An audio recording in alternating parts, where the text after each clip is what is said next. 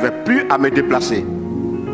J'avais comme pour démarche une canne, avec la deuxième canne, ma main droite.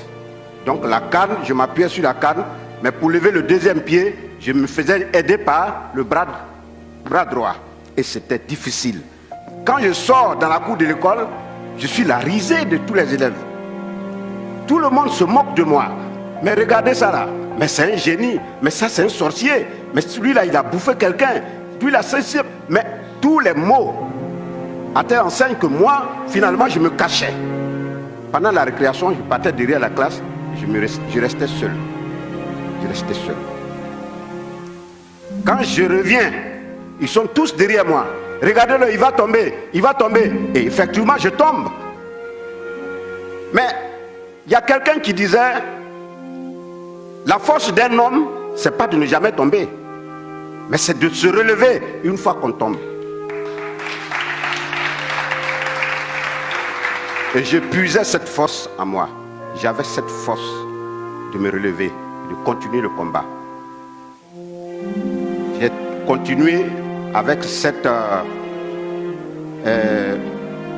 problème jusqu'en classe de CM2. Arrivé au CM2, c'était plus possible. C'était une paralysie totale. Alors, mais je vous dis, paralysie totale. C'est-à-dire quand je suis couché, il faut même quelqu'un pour pouvoir me faire relever, me faire asseoir. Je n'arrivais pas à m'asseoir tout seul. Alors pour moi, l'école terminée. C'est pourquoi je vous ai dit tout à l'heure, vous avez en face de vous un alphabète. Ma classe de CM2, je n'ai même pas bien fait la classe de CM2, je me suis arrêté là. Mais j'y croyais encore. Malgré que tout était fini, j'étais couché là. Et puis un oncle qui a débarqué du Burkina Faso et qui m'a vu là, couché. Mais arrivé à un certain moment, pour moi c'était la mort maintenant. Parce qu'il n'y avait plus d'espoir. L'oncle est arrivé, il m'a vu couché, il dit mais ce petit vous le laissez mourir là alors qu'il y a des possibilités de le récupérer.